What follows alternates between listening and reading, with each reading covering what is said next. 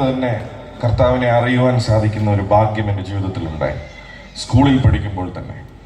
എന്നാൽ കോളേജിലേക്ക് ആയ സമയത്തേക്ക് വളരെ കൊച്ചു പ്രായത്തിൽ രക്ഷ ലഭിച്ചുകൊണ്ട് രക്ഷയുടെ വലിപ്പം അറിയത്തില്ല, രക്ഷയുടെ മഹത്വം എന്താണെന്നൊന്നും അറിയത്തില്ല. എന്നാൽ കോളേജിലേക്കായപ്പോൾ സംഗീതത്തിലേക്ക് വളരെ ആകർഷണം തോന്നുവാനായിട്ട് തുടങ്ങി. ഞാൻ ചെന്നൈയിൽ ആണ് ജനിച്ചു വളർന്നത്. വളരെ പ്രഗത്ഭനായ ഒരു പഠിക്കുന്ന കോളേജാണ് മദ്രാസ് ക്രിസ്ത്യൻ കോളേജ്. ഞാൻ എൻ്റെ ഡിഗ്രി മദ്രാസ് ക്രിസ്ത്യൻ കോളേജിലാണ് പഠിച്ചത്. എൻ്റെ പോസ്റ്റ് ഗ്രാജുവേഷൻ ഞാൻ ലോയോള കോളേജിലാണ് പഠിച്ചത്. എന്നാൽ കോളേജിൽ എത്തിയപ്പോൾ സംഗീതത്തിലേക്ക് എനിക്കൊരു ആകർഷണം ഉണ്ടാകുകയും ആ ആകർഷണത്തിൽ കൂടെ ഞാൻ പയ്യെ പ്രാർത്ഥനയിൽ നിന്നും കൂട്ടായ്മയിൽ നിന്നും ഒക്കെ മാറിപ്പോകേണ്ട ഒരവസ്ഥ വന്നു. അന്ന് എനിക്ക് അതിൻ്റെ ഗൗരവം പിടികിട്ടിയില്ല. എന്നാൽ പയ്യെ എൻ്റെ കൂട്ടുകാർ മാറുവാനായിട്ട് തുടങ്ങി. എൻ്റെ കൂട്ടുകാരുടെ സ്വഭാവങ്ങൾ പയ്യെ എന്നിലേക്ക് പകരുവാനായിട്ട് തുടങ്ങി. അല്പകാലം കടന്നു പോയപ്പോൾ എൻ്റെ പഠിത്തമെല്ലാം കഴിയാൻ ആകിയപ്പോൾ ഏകദേശം ഞാൻ ഒരു സാധാരണ ലോകത്തിലെ മനുഷ്യൻ ജീവിക്കുന്നതിനേക്കാളും വളരെ മോശമായ ഒരു ജീവിതത്തിലേക്ക് എൻ്റെ ജീവിതം പോകുവാനായിട്ട് തുടങ്ങി. നമ്മൾ വേദപുസ്തകത്തിൽ വായിക്കുന്ന ഒരു ഉപമയുണ്ട്. നമ്മളതിന് കൊടുത്തിരിക്കുന്ന പേര് മുടിയനായ പുത്രന്റെ ഉപമ എന്നാണ്. അവിടെ ഒരു ധനികനായ പിതാവിൻ്റെ 2 മക്കളിൽ ഇളയ മകൻ അവൻ ലോകസുഖം കണ്ട് തൻ്റെ വസ്തുവകകളെല്ലാം മേടിച്ച് താൻ ദൂരദേശത്തേക്ക് തൻ്റെ പിതാവിൽ നിന്ന് വളരെ ദൂരെ മാറി യാത്ര ചെയ്ത് തൻ്റെ ഒരു ജീവിതം തുടങ്ങി. എന്നാൽ അവൻ്റെ ജീവിതം കുറെ കാലം കഴിഞ്ഞപ്പോൾ എല്ലാം നശിച്ച് തനിക്ക് ആ പ്രദേശത്ത് പന്നികളുടെ ആഹാരം പോലും വാളവര പോലും കിട്ടാത്ത ഒരവസ്ഥയിലേക്ക് തൻ്റെ ജീവിതം മാറി. ഒരുപക്ഷെ ആ ഉപമയിൽ വായിക്കുന്ന വ്യക്തി ഒരു കഥാപാത്രമായിട്ടായിരിക്കും പലരും ഉപമയിൽ നോക്കുന്നത്. എന്നാൽ ഇന്ന് നിങ്ങളുടെ മുന്നിൽ നിൽക്കുന്ന ഞാൻ ആ മുടിയനായ പുത്രന്റെ ഏറ്റവും അടുത്ത ക്യാരക്ടറാണ് ഞാൻ. എൻ്റെ ജീവിതത്തിൽ അങ്ങനെ ഒരു മാറ്റമുണ്ടായി. ഞാൻ പയ്യെ കർത്താവിൽ നിന്ന് അകന്നു പോകുവാനായിട്ട് തുടങ്ങി. എനിക്ക് നല്ല ജോലി ലഭിച്ചു, എനിക്ക് നല്ല ശമ്പളം ലഭിക്കുവാനായിട്ട് തുടങ്ങി. എൻ്റെ ജീവിതം പിന്നെയും മോശമായിട്ട് പോകുവാനായിട്ട് തുടങ്ങി. എൻ്റെ ജീവിതത്തിൽ എൻ്റെ കണ്ണിന് പ്രിയമായത് സകലതും ചെയ്യുവാനായിട്ടുള്ള കാര്യങ്ങൾ എൻ്റെ കയ്യിൽ പണം ഉള്ളതുകൊണ്ട് ചെയ്യുവാനായിട്ട് സാധിച്ചു. എൻ്റെ ജീവിതം പിതാവിൽ നിന്ന് വളരെ ദൂരെ മാറി ജീവിച്ച ആ പുത്രനെ പോലെ തന്നെ എൻ്റെ ജീവിതം മാറുവാനായിട്ട് തുടങ്ങി. അങ്ങനെ ചില വർഷങ്ങൾ മുന്നോട്ട് പോയപ്പോഴാണ് എനിക്കൊരു കാര്യം പിടികിട്ടിയത്. ഞാൻ എന്തിനാണോ സന്തോഷത്തിന് വേണ്ടിയും ആനന്ദത്തിന് വേണ്ടിയുമാണ് പല കാര്യങ്ങളിലേക്കും എൻ്റെ ജീവിതം തിരിയുവാൻ തുടങ്ങിയത്. പക്ഷെ അല്പസമയം കഴിഞ്ഞപ്പോൾ എനിക്കൊരു കാര്യം പിടികിട്ടി. വളരെ ഭയത്തിൻ്റെയും അസമാധാനത്തിൻ്റെയും ഒരു കൂരിരുട്ടിലേക്കാണ് പിശാച് എന്നെ കൊണ്ട് തള്ളിയിട്ടത് എന്നുള്ളത് ചില വർഷങ്ങൾ കഴിഞ്ഞപ്പോഴാണ് എനിക്ക് പിടികിട്ടുവാൻ തുടങ്ങിയത്. എൻ്റെ ജീവിതത്തിൽ ഒരു സമയം വന്നു, എൻ്റെ കൈ നിറയെ പണമുണ്ട്, എൻ്റെ ജീവിതത്തിൽ കാറുണ്ട്, എനിക്ക് ആവശ്യമായിട്ടുള്ള സകലതും എന്നെ ചുറ്റിലുണ്ട്. പക്ഷേ എൻ്റെ ഉള്ളിൽ ഒരു ഭയം എന്നെ പിടിക്കുവാനായിട്ട് തുടങ്ങി. എൻ്റെ ഭയത്തിന് കാരണം എന്താണെന്ന് പറയാൻ സാധിക്കത്തില്ല. എൻ്റെ ഉള്ളിൽ വലിയൊരു അസമാധാനം വരുവാനായിട്ട് തുടങ്ങി. ഒരു മീൻ എങ്ങനെ വെള്ളത്തിൽ നിന്ന് വെളിയിൽ എടുത്തിട്ടാൽ അതെങ്ങനെ പിടയ്ക്കുവോ അതുപോലെ എൻ്റെ ജീവിതം പിടയ്ക്കുവാനായിട്ട് തുടങ്ങി. ഇന്നൊരു പക്ഷേ അല്പം കൂടെ പണമുണ്ടെങ്കിൽ നിങ്ങളുടെ ജീവിതം മെച്ചപ്പെടും എന്ന് നിങ്ങൾ ചിന്തിക്കുന്നുണ്ടെങ്കിൽ നിങ്ങളുടെ മുന്നിൽ ഞാനൊരു സത്യം പറയാം. ആവശ്യത്തിലധികം പണമുണ്ടെങ്കിലും മനസ്സിൽ സമാധാനവും ധൈര്യവും സുരക്ഷിത ബോധവും ഇല്ലെങ്കിൽ ഒരു വ്യക്തിക്ക് ഭൂമിയിൽ ജീവിക്കാൻ പറ്റത്തില്ല, ഒരിക്കലും ജീവിക്കാൻ പറ്റത്തില്ല. ഇന്ന് പറയാം, ആ അവസ്ഥയിൽ ഞാൻ പോയപ്പോൾ എൻ്റെ കൂട്ടുകാർക്ക് എന്നെ മനസ്സിലാക്കാൻ സാധിക്കത്തില്ല, എൻ്റെ മാതാപിതാക്കന്മാർക്ക് എന്നെ മനസ്സിലാക്കാൻ സാധിക്കത്തില്ല. ഏത് നേരവും ഒരു ഭയവും ആശങ്കയും എന്നെ പിടിക്കുക. രാവിലെ വന്നാൽ എപ്പം രാത്രി ആകുമെന്നുള്ള ചിന്ത, രാത്രി വന്നാൽ എപ്പം രാവിലെ വരുമെന്നുള്ള ചിന്ത, ആ രാത്രികളെ എനിക്ക് വർണ്ണിക്കാൻ സാധിക്കത്തില്ല പ്രിയപ്പെട്ടവരെ. അങ്ങനെ എൻ്റെ ജീവിതം കടന്നു പോകാൻ തുടങ്ങിയപ്പോൾ എനിക്കൊരു സ്റ്റെപ്പ് പോലും മുന്നോട്ട് എടുത്തു വെക്കാൻ സാധിക്കത്തില്ല. എന്നെ ഒരു ഡോക്ടർക്കും ചികിത്സിച്ചാൽ എൻ്റെ രോഗം പിടികിട്ടത്തില്ല, എൻ്റെ രോഗം എന്താണെന്ന് ആർക്കും പിടികിട്ടത്തില്ല. ഏത് സ്കാനിങ് മെഷീനിൽ കിടത്തിയാലും എൻ്റെ രോഗം എന്താണെന്നുള്ളത് മെഡിക്കൽ സയൻസിന് പിടികിട്ടത്തില്ല. എൻ്റെ ഉള്ളിൽ എന്തോ ഒന്ന് നഷ്ടപ്പെട്ടു, എൻ്റെ ഉള്ളിലെ സമാധാനം നഷ്ടപ്പെട്ടു. ഓരോ നിമിഷവും ഒരു മീൻ കിടന്ന് പിടയ്ക്കുന്നത് പോലെ ഞാൻ പിടയ്ക്കുക. ജീവിതത്തിൽ ജീവിതത്തിൽ പണമുണ്ട്, ജോലിയുണ്ട്, കാറുണ്ട്, ആവശ്യത്തിനുള്ള എല്ലാം ഉണ്ട്. പക്ഷേ എൻ്റെ ഉള്ളിലെ സമാധാനം നഷ്ടപ്പെട്ടപ്പോൾ ഞാൻ അനുഭവിച്ച വേദന ഈ ഭൂമിയിലുള്ള ആർക്കും പറഞ്ഞാൽ മനസ്സിലാകത്തില്ല പ്രിയപ്പെട്ടവരെ. ഞാൻ അനുഭവിച്ച കഷ്ടപ്പാട് ഈ ഭൂമിയിലുള്ള ആർക്കും പറഞ്ഞാൽ മനസ്സിലാകത്തില്ല. അങ്ങനെ എൻ്റെ ജീവിതം ആ അവസ്ഥയിൽ എത്തിയപ്പോൾ ഞാൻ കേൾക്കുന്ന പ്രസംഗങ്ങളും ഞാൻ കേൾക്കുന്ന വചനങ്ങളും എല്ലാം പലപ്പോഴും അത് നിന്റെ കയ്യിലിരിപ്പ് കൊണ്ടാണ് ഇങ്ങനെ സംഭവിച്ചത്, നിന്റെ ജീവിതത്തിൽ ഉണ്ടായ തെറ്റുകൊണ്ടാണ് ഇങ്ങനെ സംഭവിച്ചത്, നിന്റെ ജീവിതത്തിൽ വീഴ്ചയുണ്ടായല്ലോ, നീ ദൈവത്തെ വിട്ട് പോയതാണല്ലോ, അതുകൊണ്ടാണ് ഇങ്ങനെയൊക്കെ സംഭവിക്കുന്നത്, ദൈവത്തെ പ്രസാദിപ്പിക്കാതെ ജീവിച്ചത് കൊണ്ട് നിന്റെ ജീവിതം ഇതാ നാശത്തിലേക്ക് പോയി കഴിഞ്ഞു എന്നൊക്കെ ഞാൻ വചനം പലയിടത്തു നിന്നും കേട്ടുകൊണ്ടിരിക്കുന്ന സമയത്ത് കൊച്ചുനാളിൽ വായിച്ച ഈ ഉപമ എൻ്റെ ഉള്ളിൽ കടന്നു വരുവാനായിട്ട് തുടങ്ങി. ഈ ഉപമയിൽ ഈ വാളവര പോലും ലഭിക്കാത്ത ഈ മുടിയനായ പുത്രൻ, അവന് സുബോധം വന്നപ്പോൾ അവനൊരു തീരുമാനമെടുത്തു. ഞാൻ തിരിച്ച് എവിടെ നിന്നാണോ വന്നേ ആ പിതാവിന്റെ അടുക്കലേക്ക് പോകും. ആ സമയമായപ്പോൾ എൻ്റെ ജീവിതത്തെ എനിക്ക് പോലും സ്നേഹിക്കാൻ സാധിക്കാത്ത രീതിയിൽ ഞാൻ തന്നെ വെറുത്ത ഒരു അവസ്ഥയിലായിരുന്നു എൻ്റെ ജീവിതം. എനിക്ക് പോലും എന്നെ സ്നേഹിക്കാൻ കഴിയത്തില്ല, അതുപോലെ എൻ്റെ ജീവിതത്തെ ഞാൻ വെറുത്ത് കഠിന കുറ്റബോധത്തോടെ എൻ്റെ ജീവിതത്തിൽ അഗാധ ഭയത്തോടെ ഒരു മനുഷ്യനെയും ഫേസ് ചെയ്യാൻ സാധിക്കത്തില്ല, ഒരിടത്തും എനിക്ക് നിൽക്കാൻ സാധിക്കത്തില്ല, ആരോടും വർത്താനം പറയാൻ തോന്നത്തില്ല. എൻ്റെ ജീവിതത്തിൽ ഞാനൊരു തീരുമാനമെടുത്തു, ഇനി ഒരു സ്റ്റെപ്പ് പോലും എനിക്ക് മുന്നോട്ട് വെക്കാൻ സാധിക്കത്തില്ല.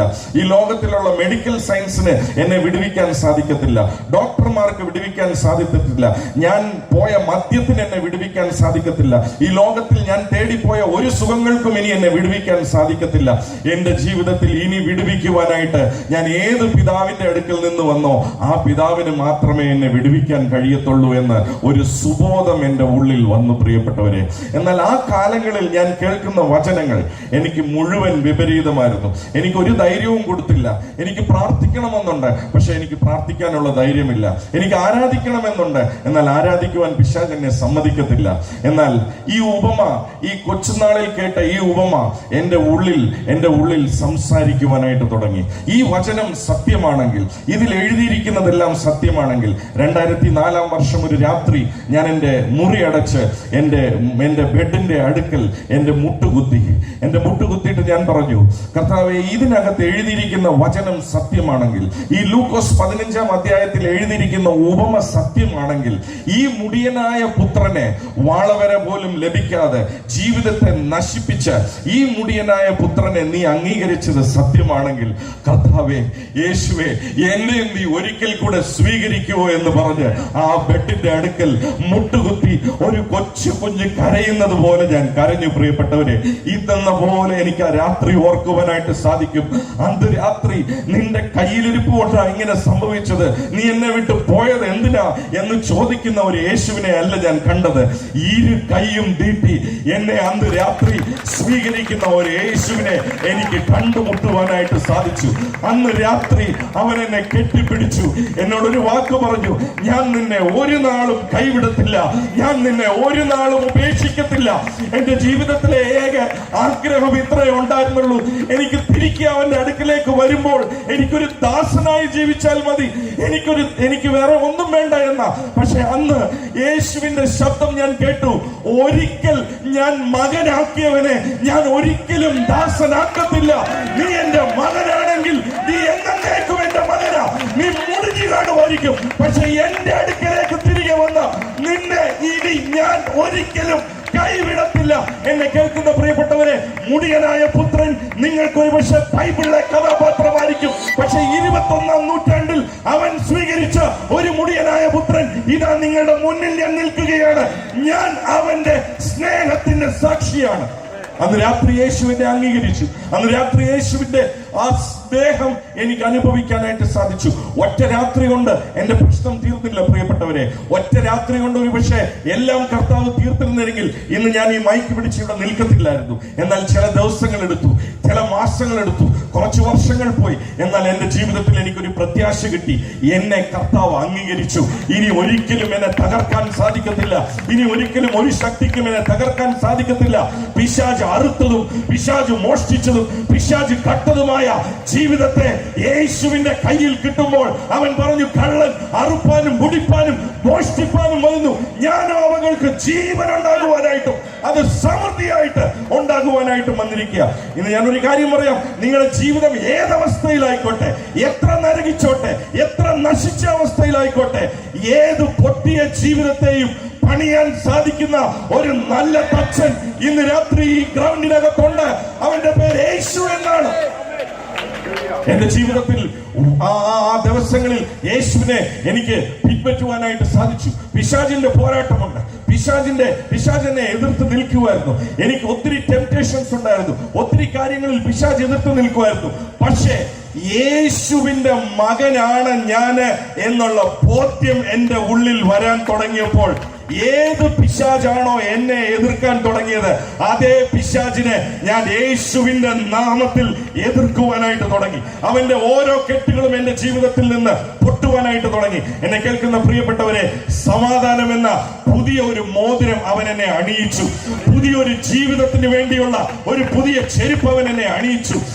എനിക്കൊരു പുതിയ നീതിയുടെ വസ്ത്രം അവൻ തിരികെ തന്നു. പ്രിയപ്പെട്ടവരെ, മാത്രമല്ല ഏത് നേരത്തും സന്തോഷവും സമാധാനവും പരിശുദ്ധാത്മാവിലുള്ള സന്തോഷം കൊണ്ടും ആ വാദ്യഘോഷങ്ങൾ എന്റെ ഉള്ളിൽ കർത്താവ് തരുവാനായിട്ട് തുടങ്ങി. എന്റെ ജീവിതത്തിൽ മുന്നോട്ട് പോയപ്പോൾ, കുറച്ച് ദിവസങ്ങൾ കഴിഞ്ഞപ്പോൾ, ഇതുവരെ അനുഭവിക്കാത്ത ദൈവ സമാധാനം എനിക്ക് അനുഭവിക്കുവാനായിട്ട് സാധിച്ചു. അന്ന് തുടങ്ങി ഇന്നേ വരെ ഒരു സ്ഥലത്തും ഒരിടത്തും എനിക്ക് താഴേണ്ടി വന്നിട്ടില്ല. എന്റെ ജോലിയിൽ എന്നെ കർത്താവ് ഉയർത്തുവാനായിട്ട് തുടങ്ങി. കോർപ്പറേറ്റ് ലോകത്തിലെ ഏറ്റവും ഉന്നത സ്ഥാനത്തേക്ക് കർത്താവ് എന്നെ ഉയർത്തി. എവിടെയെല്ലാം ഞാൻ കർത്താവിന് വേണ്ടി സമർപ്പിച്ചു കൊടുത്തോ, എന്റെ സാമ്പത്തികത്തിൽ, എന്റെ ജോലിയിൽ, എന്റെ എല്ലാ മേഖലയിലും കർത്താവ് എന്നെ ഉയർത്തുവാനായിട്ട് തുടങ്ങി. അങ്ങനെ ഇരിക്കുമ്പോൾ ഞാൻ ഒരു ദിവസം എന്നെ കുഞ്ഞിലെ കർത്താവിൽ നടത്തിയ ഒരു ദൈവദാസന് വേണ്ടി, അദ്ദേഹത്തിന്റെ ഒരു ബർത്ത്ഡേക്ക് വേണ്ടി ഞാനൊരു കേക്ക് മേടിക്കുവാനായിട്ട് ഞാനൊരു കടയിൽ നിൽക്കുകയാണ്. ആ കടയിൽ നിൽക്കുമ്പോൾ അവിടെ വെച്ച് ഞാൻ ആ കേക്ക് മേടിച്ചുകൊണ്ടിരിക്കുമ്പോൾ പെട്ടെന്ന് എനിക്കൊരു ട്രാൻസ് പോലെ ഒരു അനുഭവം ഉണ്ടായി. പരിശുദ്ധാത്മാവ് എന്റെ കൊച്ചിലെ ഞാൻ സ്കൂളിൽ പഠിക്കുന്ന സമയത്ത് പ്രാർത്ഥിച്ച ഒരു പ്രാർത്ഥന എന്റെ മുന്നിൽ പരിശുദ്ധാത്മാവ് കൊണ്ടുവന്ന് കൊടുത്തു. അന്ന് എന്റെ പോക്കറ്റിൽ വെറും 5 രൂപയേ ഉള്ളൂ. അന്ന് ഈ കുഞ്ഞു പ്രായത്തിൽ ഈ ദൈവദാസനെ കണ്ടുകൊണ്ട് ഞാനൊരു പ്രാർത്ഥന പ്രാർത്ഥിച്ചു. കർത്താവേ, എന്റെ ജീവിതത്തിൽ നീ എന്നെ സാമ്പത്തികമായിട്ട് അനുഗ്രഹിച്ചാൽ ഞാൻ ദൈവദാസന്മാരെ കരുതും, ശുശ്രൂഷകളെ കരുതും, ദൈവരാജ്യത്തിന് വേണ്ടി കൊടുക്കുമെന്ന്. അന്ന് ഞാൻ ഈ കേക്ക് മേടിക്കാൻ വേണ്ടി ഞാൻ നിൽക്കുമ്പോൾ വർഷങ്ങൾ കടന്നുപോയി. ജീവിതത്തിൽ ഒത്തിരി മാറ്റങ്ങൾ സംഭവിച്ചു. എന്നാൽ എന്റെ പോക്കറ്റിൽ ആ ദേവദാസിന് കൊടുക്കുവാനായിട്ട് വലിയൊരു സ്തോത്ര കാഴ്ച എന്റെ കയ്യിൽ ഇരിക്കുക. അതും 5, പക്ഷെ പല പൂജ്യങ്ങളുള്ള അക്കം ചേർന്ന ഒരു 5ന്റെ സ്തോത്ര കാഴ്ച എന്റെ പോക്കറ്റിൽ ഇരിക്കുമ്പോൾ പരിശുദ്ധാത്മാവ് എന്നോട് പറഞ്ഞു, നീ പ്രാർത്ഥിച്ച ആ പ്രാർത്ഥന നീ ഓർക്കുന്നുണ്ടോ? നീ പ്രാർത്ഥിച്ച പ്രാർത്ഥന അനുസരിച്ച് ഞാൻ നിന്നെ അനുഗ്രഹിച്ചോ ഇല്ലയോ എന്ന് നീ ഇപ്പോൾ ഒന്ന് നോക്കിയെന്ന് പറഞ്ഞു. ഞാൻ പറഞ്ഞു, കർത്താവേ, വളരെ നല്ലതാ, ഞാൻ പോലും ഓർക്കുന്നില്ല ഈ പ്രാർത്ഥന, പക്ഷെ നീ അത് ഓർത്തല്ലോ, നീ എന്നെ അനുഗ്രഹിച്ചല്ലോ എന്ന് പറഞ്ഞു. അതിന്റെ കൂടെ കർത്താവ് എന്നോടൊരു കാര്യം പറഞ്ഞു, നിന്റെ കുഞ്ഞിലെ നീ എന്നോടൊരു കാര്യം പറഞ്ഞിട്ടുണ്ട്, എന്റെ ശുശ്രൂഷ ചെയ്യാമെന്ന്. അത് നീ ചെയ്യുമോ എന്നൊരു ചോദ്യം എന്നോട് ചോദിച്ചു. ഞാൻ എന്റെ കാർ എടുത്ത് എന്റെ കാറിന്റെ അകത്ത് ഞാൻ കയറിയിരുന്നിട്ട് ഞാൻ കരയുവാനായിട്ട് തുടങ്ങി. കർത്താവെ, നശിച്ച എന്നെ, ഒരു പ്രയോജനവും ഇല്ലാത്ത എന്നെ ഇനി നീ ശുശ്രൂഷയിൽ എങ്ങനെ ഉപയോഗിക്കുമെന്ന് ചോദിച്ചു. അന്ന് പറഞ്ഞ വാക്കുകൾ, അവൻ എന്നോട് പറഞ്ഞ വാക്കുകൾ, എന്നെ കേൾക്കുന്ന പ്രിയപ്പെട്ടവരെ, എന്റെ ജീവിതകാലത്തിൽ ഞാൻ ഒരിക്കലും മറക്കത്തില്ല. അവൻ എന്നോട് ഇങ്ങനെ പറഞ്ഞു, ഞാനൊരു വ്യക്തിയിൽ കൂടെ ചെയ്തെടുക്കാൻ ആഗ്രഹിക്കുന്ന ശുശ്രൂഷ അവനിൽ കൂടെ അല്ലാതെ വേറൊരു വ്യക്തിയിൽ കൂടെ ചെയ്യത്തില്ല. അന്ന് രാത്രി എനിക്കൊരു ഉറപ്പ് ലഭിച്ചു, യേശു തിരഞ്ഞെടുക്കുന്ന ഓരോ വ്യക്തിയെ കുറിച്ചും അവന് വ്യക്തമായ പദ്ധതികളുണ്ട്. ഇന്ന് രാത്രി ഞാൻ പറയാം, ഈ ഗ്രൗണ്ടിൽ ഇരിക്കുന്ന ഓരോരുത്തരെ കുറിച്ചും എന്റെ യേശുവിന് വ്യക്തമായ പദ്ധതിയുണ്ട്. അങ്ങനെ എന്റെ ജീവിതത്തിൽ വലിയ സമാധാനവും വലിയ സന്തോഷവും ലഭിച്ചു. കോർപ്പറേറ്റ് ജീവിതത്തിൽ വലിയൊരു സ്ഥാനത്തേക്ക് കർത്താവ് എന്നെ ഉയർത്തി. ഞാൻ ശുശ്രൂഷയ്ക്ക് സമർപ്പിച്ചു. എന്റെ ജോലിയോട് കൂടെ ശുശ്രൂഷകൾ ചെയ്യുവാനായിട്ട് തുടങ്ങി. കടന്ന ചില വർഷങ്ങൾക്ക് മുൻപേ എന്റെ ജോലി ഞാൻ റിസൈൻ ചെയ്ത് ഈ യേശുവിന് വേണ്ടി ഞാൻ സാക്ഷിയായിട്ട് നിൽക്കുകയാണ്. ഈ തിരുവനന്തപുരം പട്ടണത്തിലും കേരളത്തിന്റെ പല ഭാഗങ്ങളിലും കേരളത്തിന്റെ വെളിയിലും ലോകരാജ്യങ്ങളിലും ഈ യേശു ഇന്നും വിടുവിക്കുന്നവനാണെന്നും സ്നേഹിക്കുന്നവനാണെന്നും പറഞ്ഞ് നടക്കാനുള്ള ഭാഗ്യത്തിലേക്ക് കർത്താവിനെ നടത്തി. ഈ പദവിയെ ഓർത്ത് ഞാൻ കർത്താവിനെ സ്തുതിക്കുക. ഇന്ന് രാത്രി നിങ്ങളായിരിക്കുന്ന അവസ്ഥയിൽ ഈ യേശു നിങ്ങളെ വിടുവിക്കാൻ ശക്തനാണ്. എന്നെ വിടുവിച്ച യേശു, എന്റെ ഭയത്തെ മാറ്റിയ യേശു, എന്റെ സമാധാനത്തെ തന്ന യേശു ഇന്ന് രാത്രി നിങ്ങളെ സന്ദർശിക്കുന്ന രാത്രിയായി.